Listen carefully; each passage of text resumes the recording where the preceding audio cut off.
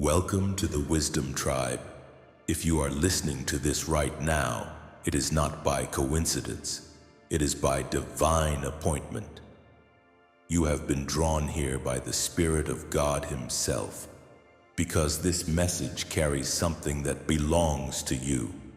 You are not here by accident.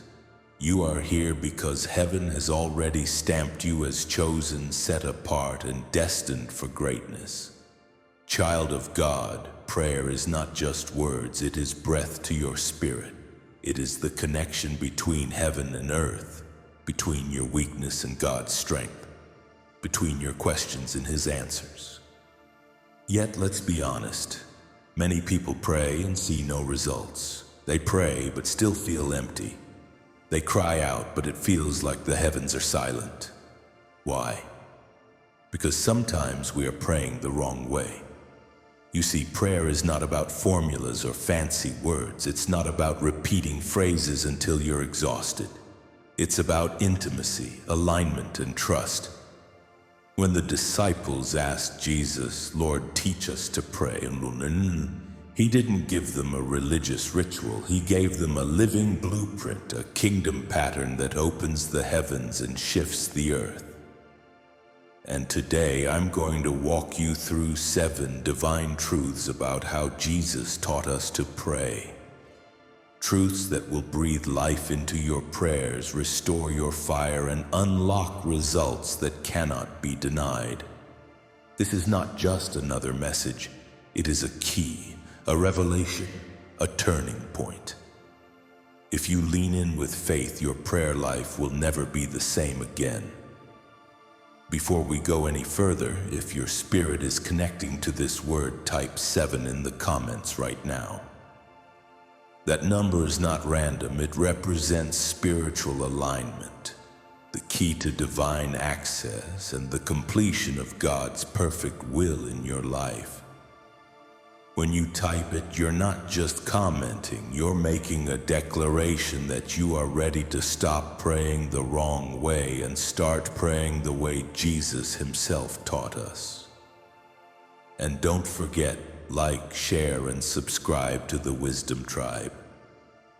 Stay with me until the very end of this message, because what you're about to receive will unlock doors in your prayer life that have been closed for years. Your breakthrough is tied to this revelation. Let's dive deeper. Chapter 1. Prayer starts with relationship, not religion.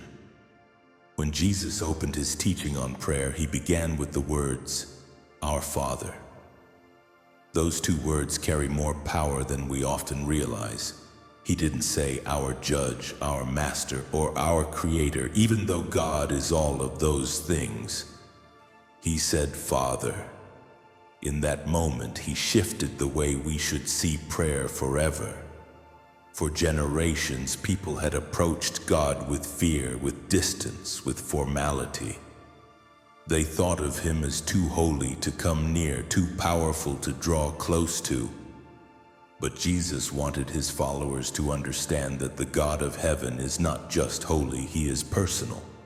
He is not just powerful, He is relational. He is not just a creator, He is a Father. Child of God, this is where prayer truly begins. Before you ask for anything, before you pour out your heart, before you unload your pain, you must first settle this in your spirit. You are talking to your Father. That changes everything. Prayer is not about trying to get the attention of a God who is far away. It is about stepping into the presence of one who has been waiting for you, watching for you, and longing to hear your voice. When you call Him Father, you are reminding yourself that you are not a beggar in His house. You are His child. Think of a child approaching their father. They don't have to rehearse their words. They don't wonder if they are worthy enough to be heard. They don't knock at the door hoping someone will let them in. No, they walk straight in with confidence because love gives them access. They speak freely because they know they belong. That is how God wants you to approach Him, not with fear, not with timidity, not with endless rehearsed words, but with the freedom of a child who knows they are deeply loved. When you see God as Father, the whole posture of your prayer changes. Fear begins to fall away. Anxiety loses its grip. You don't pray as though you are twisting God's arm or begging Him to care. You pray with assurance that His heart is already for you. You don't pray saying, "Lord, if you can." You pray saying, "Father, I know you will." Instead of trying to convince Him, you rest in the truth that He is already inclined toward you.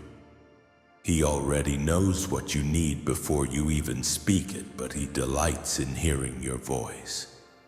Many people still pray like strangers to God. They approach Him with fear, as though they are not welcome, as though they are trespassing in His presence. But you are not an intruder in His house. You are His son.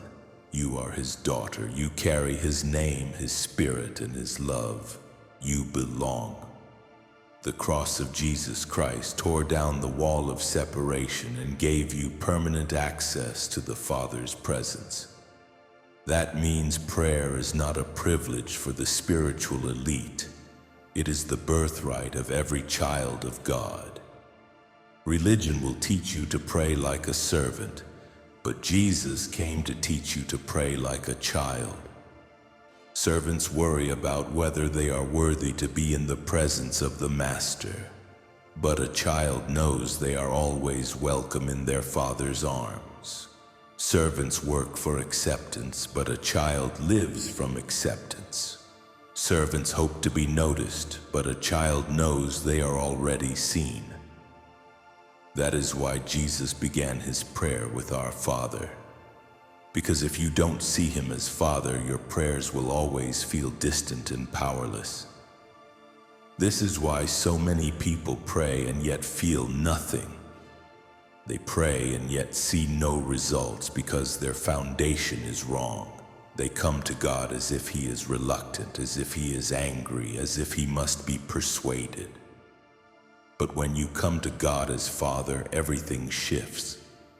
You realize He is not trying to withhold from you. He is not waiting for you to be perfect before He listens. He is a Father who runs to His children when they cry, who bends His ear when they whisper, who draws near when they call. So the next time you begin to pray, don't start with fear, don't start with panic, don't start with worry. Start with the words Jesus gave, "Our Father." Let those words sink deep into your spirit. Say them until your heart feels it. Say them until your mind believes it.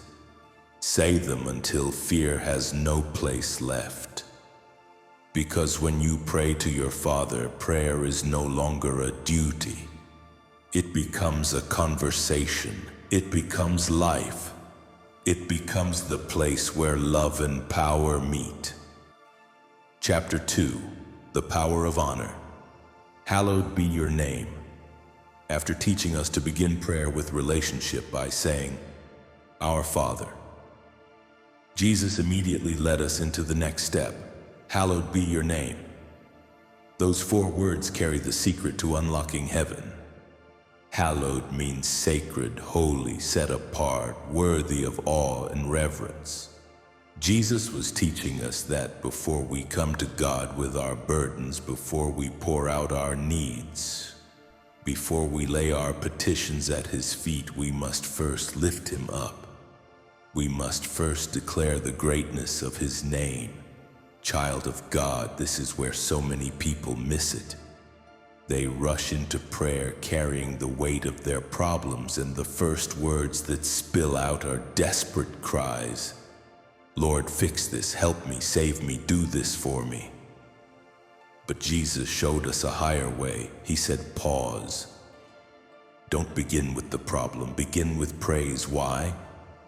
Because the moment you magnify His name, your heart realigns, your perspective shifts, heaven opens, Worship is the doorway into effective prayer. It's not about flattering God, it's about recalibrating your spirit. When you say, "Hallowed be your name," you are reminding yourself of who He is. The God who split the Red Sea, the God who shut the mouths of lions, the God who fed multitudes with a few loaves and fish, the God who raised Jesus from the grave. And if He did all that, what is your problem compared to Him? This is why demons flee when you worship. They cannot stand in the presence of God's holiness. This is why depression loosens its grip when you lift your hands in praise. It cannot survive in the atmosphere of His glory. This is why fear weakens when you exalt Him. Fear thrives in shadows, but worship brings the light of God into your situation. Think of it this way. When you walk into the presence of a great king, you don't start with demands. You honor His position. You acknowledge His authority. You bow before His throne. How much more with the King of all kings? When you come before the throne of God and declare, "Holy is your name, worthy is your name, exalted is your name," you are not just showing reverence, you are declaring that His name stands above every other name. The name of sickness must bow. The name of lack must bow. The name of fear must bow. Every name is subject to the name of Jesus. And here's the mystery: worship itself is warfare. To exalt God's name is to dismantle the strongholds of the enemy. It is to declare, "My God reigns here. His name is set apart. His throne is unshaken." The devil cannot linger in a space where God's name is honored. That is why Paul wrote in Philippians 2:10 that at the name of Jesus every knee must bow in heaven, on earth, and under the earth. Child of God, honor is not optional. It is the key. This is why David, a man after God's own heart, said, "Enter His gates with thanksgiving and His courts with praise." You cannot even step into the courts of heaven without honor. Praise is the password. Worship is the access point. It is not just a ritual, it is spiritual alignment. So let me ask you, when was the last time you prayed and spent the first minute saying nothing about your problems and everything about His greatness? When was the last time you lifted your hands and said, "Father, you are holy, you are faithful, you are mighty. You are the one who was, who is, and who is to come"? That, child of God, is where prayer begins to carry power. Because when you honor God, something happens in you. Your problems don't look the same anymore. Your heart begins to rest. Your faith begins to rise. You realize that the one you are talking to is not overwhelmed by what overwhelms you. He is not shaken by what shakes you. He is not limited by what limits you. He is the everlasting God, and His name is hallowed. So the next time you kneel to pray, don't rush. Don't be in a hurry to unload your worries. Take a moment, breathe, whisper His name, worship Him, honor Him. Let your heart exalt Him before your lips request anything. Because when you lift Him up first, heaven cannot resist responding. Hallowed be your name. That is not just a phrase, it is a doorway. It is the atmosphere of victory. It is the weapon that shifts your prayer from powerless words into divine authority. Chapter 3. Aligning with God's will. Your kingdom come, your will be done.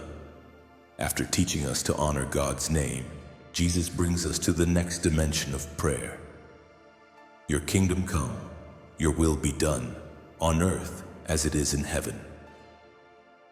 Chosen one, this is one of the most powerful and misunderstood parts of prayer.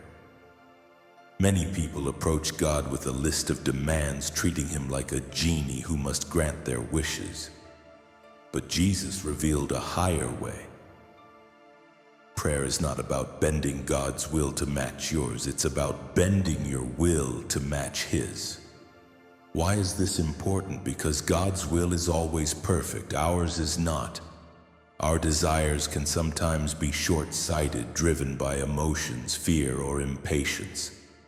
But God sees the end from the beginning. He knows what we cannot see. And when you align with His will, you are not losing. You are securing the very best outcome for your life. Think of it this way. A child may cry for candy before dinner, but a wise parent withholds it because they know the child needs real nourishment first. In the same way, there are prayers you've prayed that God didn't answer in the way you wanted, not because He ignored you, but because He loves you too much to give you something that would harm you. Unanswered prayers are sometimes divine protection. This is why Jesus Himself, in His moment of greatest pain in Gethsemane, prayed, "Not my will, but yours be done." If the Son of God yielded to the Father's will, how much more should we? Surrendering to God's will is not weakness, it is wisdom. It is the doorway to peace. Child of God, when you pray, "Your kingdom come, your will be done," you are literally inviting heaven's government to take over your situation. The kingdom of God is not just a faraway place. It is His rule, His order, His authority, His dominion made real on earth. When His kingdom comes into your life, chaos must leave. When His kingdom comes, healing flows. When His kingdom comes, provision appears. When His kingdom comes, darkness is broken. Here's the truth. When you align with God's will, you will notice something powerful. Doors begin to open without striving. What others chase, you attract. What others fight for flows to you. That is because you are no longer forcing your own way. You are walking in God's way, and God's way is always blessed. But let's be real. Surrendering to God's will is not always easy. It requires trust. It means letting go of control. It means saying, "Father, even if it doesn't look like what I wanted, I believe it will work for my good." This is maturity in prayer. This is faith in action. Think of Joseph in the Bible. He was betrayed, thrown into a pit, sold as a slave, and imprisoned. If you looked only at his circumstances, it would seem like God abandoned him. But Joseph remained aligned with God's will, and eventually he was elevated to the palace, positioned to save nations. What looked like detours were actually divine setups. The same is true for you. Child of God, when you pray for God's will to be done, you are saying, "Lord, I trust you above my feelings. Lord, I believe your plan is greater than my plan. Lord, even if I don't understand it now, I know I will see the beauty of it later." This is the secret Jesus revealed. Prayer is not just asking for heaven to meet your desires, it is aligning your desires with heaven's design. That's when your prayers carry weight. That's when peace flows effortlessly. That's when destiny unfolds without striving. So the next time you pray, pause and surrender. Whisper, "Your kingdom come, your will be done in my life, my family, my career, my health, my future."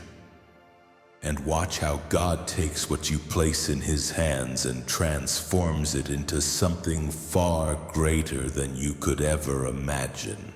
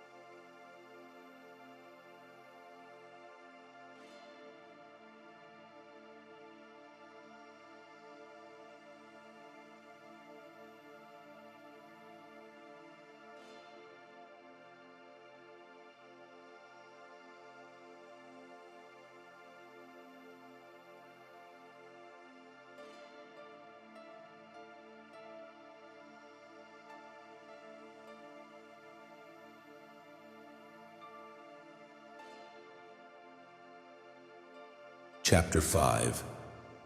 The healing power of forgiveness. Forgive us as we forgive others. When Jesus taught his disciples how to pray, he didn't skip over the subject of forgiveness. He placed it right at the heart of prayer. Forgive us our debts as we forgive our debtors. Child of God, this is one of the most sobering lines in the entire Lord's Prayer. Because here Jesus connects the forgiveness we receive from heaven to the forgiveness we extend on earth. He ties the vertical flow of grace to the horizontal release of mercy, and many believers miss this, which is why their prayers feel blocked, their hearts feel heavy, and their breakthroughs seem delayed. Bitterness is like poison in the spirit. Resentment is like rust that eats away at your faith. Unforgiveness is a weight that clogs the pipeline of prayer. You cannot ask God to release you from your wrongs while refusing to release someone else from theirs. Jesus illustrated this truth in Matthew 18 when he told the parable of the unforgiving servant. A man was forgiven of a massive debt by his master, yet he refused to forgive someone who owed him a small amount. When the master heard, he was angry and reinstated the man's punishment. The message was clear: those who receive mercy must extend mercy. Chosen one, here is the truth. When you hold on to unforgiveness, you are not holding the other person hostage, you are holding yourself hostage. They may be living their life unaware or even unconcerned, but you are the one carrying the weight. Forgiveness is not about letting them off the hook. It's about setting yourself free. It's about unclogging the flow of God's presence in your life. And notice something powerful. Forgiveness is healing. Doctors and scientists have even proven that bitterness can weaken the body, elevate stress, and create disease. But forgiveness brings peace. Forgiveness brings rest. Forgiveness allows your soul to breathe again. Now, forgiveness doesn't mean forgetting the wrong or pretending it didn't hurt. It doesn't mean allowing toxic people back into your inner circle. It doesn't mean erasing boundaries. What it does mean is that you release the debt. You let go of the anger. You hand the matter over to God, trusting Him as the ultimate judge and righteous defender. Think of Jesus on the cross, betrayed, beaten, mocked, crucified, and yet with nails in His hands He prayed, "Father, forgive them, for they know not what they do." If He in His pain could release forgiveness, then surely He has given us the grace to forgive those who wrong us. Child of God, do you see the power of this? Forgiveness is not just obedience, it is liberation. It is the key that unlocks freedom in your soul and power in your prayers. A forgiven heart is a light heart, and a light heart can soar into God's presence unhindered. This is why Jesus connected the two. Forgive us as we forgive others. It is a sobering reminder that we cannot ask heaven to give us what we are unwilling to give on earth. Mercy flows freely when we are channels, not containers. Grace multiplies when it is shared, not hoarded. So today I ask you, who do you need to release? What grudge is still sitting in your heart? What wound are you still nursing that has become a barrier to your prayers? Lay it down at the cross. Speak their name in prayer and say, "Lord, I release them, I forgive them. I will not let bitterness rob me of your presence, because when you forgive, you open the windows of heaven. When you forgive, your prayers take on new power. When you forgive, peace like a river flows back into your life, and the Father who forgave you fully will pour out His mercy in abundance." Chapter 6. Divine Protection. Lead us not into temptation, but deliver us from evil. When Jesus taught us to pray, he included this critical line: lead us not into temptation, but deliver us from evil. This reveals a powerful truth. Prayer is not just about provision or forgiveness, it is also about protection. Prayer is warfare. Chosen one, whether you see it or not, you are in a daily battle. The Bible tells us in 1 Peter 5:8 that the enemy prowls around like a roaring lion, seeking whom he may devour. He studies patterns. He sets traps. He looks for weaknesses. And if you are not prayerful, you may walk straight into snares you could have avoided. That's why Jesus emphasized this part of prayer, because it covers you in the unseen war raging around you. When you pray, lead us not into temptation, you are asking God to guide your steps away from paths that will destroy you. You are asking him to close doors that look attractive but hide danger. You are asking him to guard your eyes, your ears, and your heart from things that can corrupt your spirit. Sometimes God's greatest protection is not in pulling you out of trouble, but in preventing you from stepping into it in the first place. Then Jesus added, "But deliver us from evil."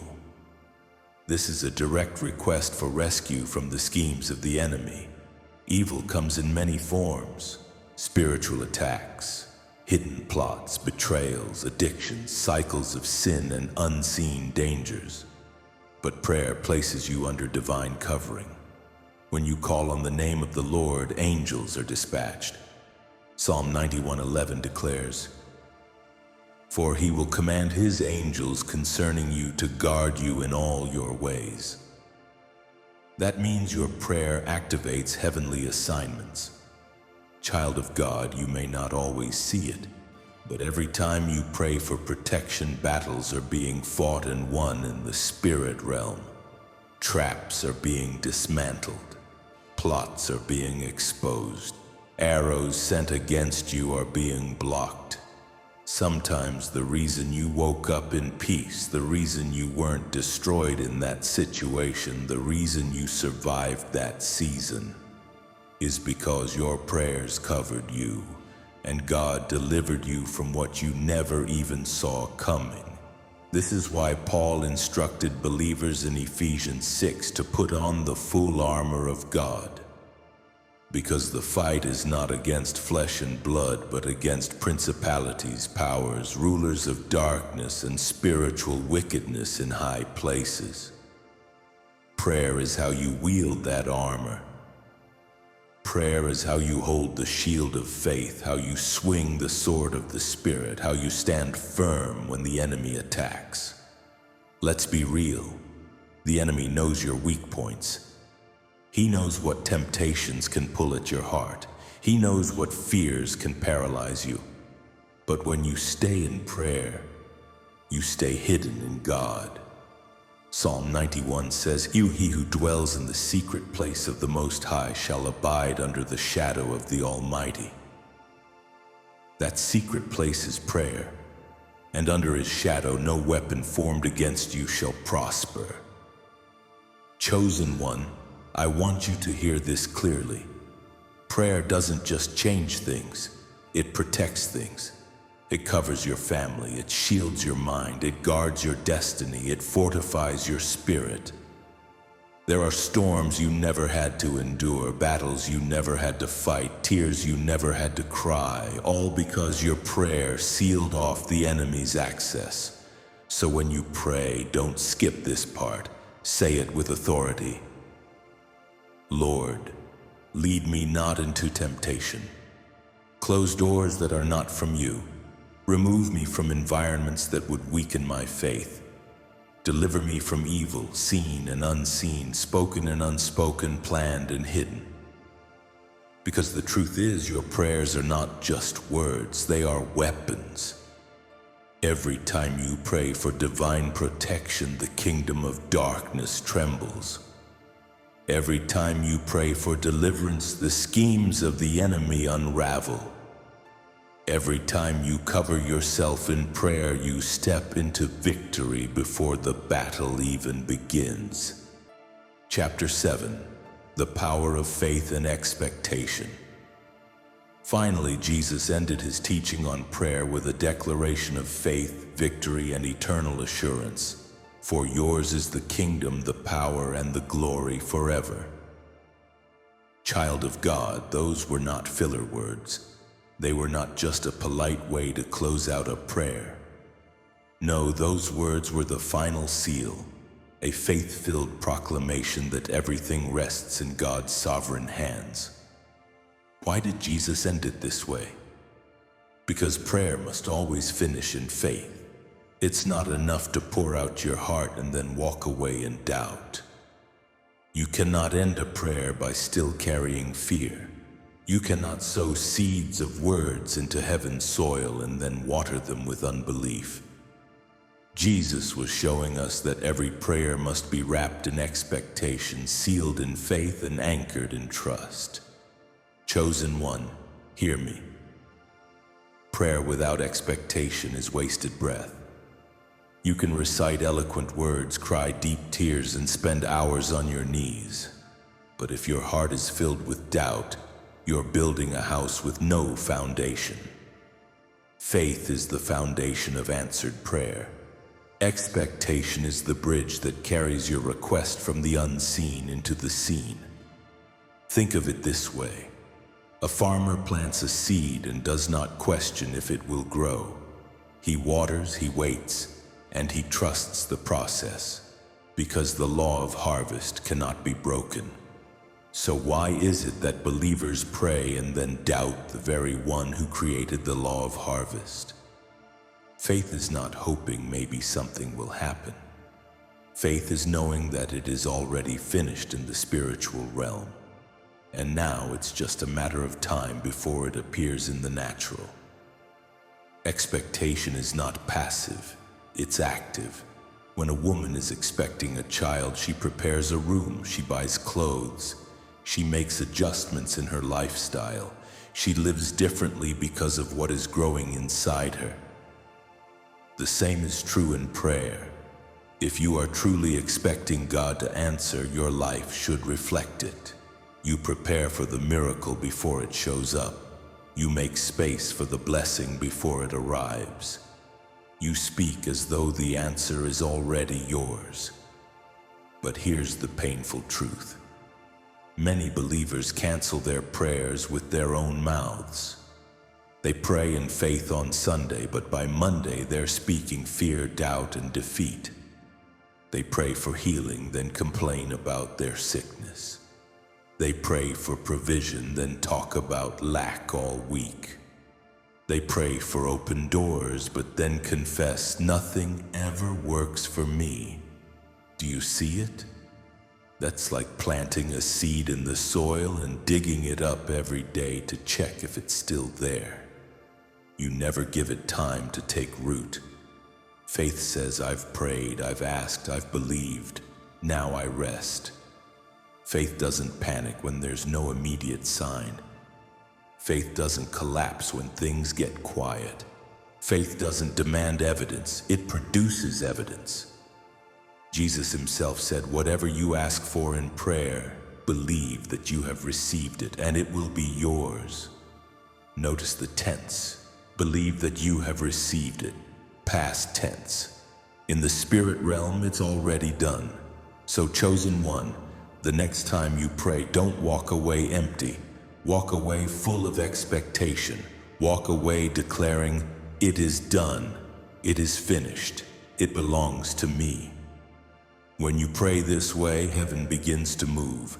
Angels are dispatched, demonic blockages are removed, doors start to unlock, and suddenly what was delayed shows up, not because of begging, but because of faith. Never forget this. Heaven does not respond to fear. Heaven does not respond to doubt. Heaven responds to faith. Faith is the currency of the kingdom. Faith is the master key that opens doors no man can shut. Faith is the fragrance that pleases the Father.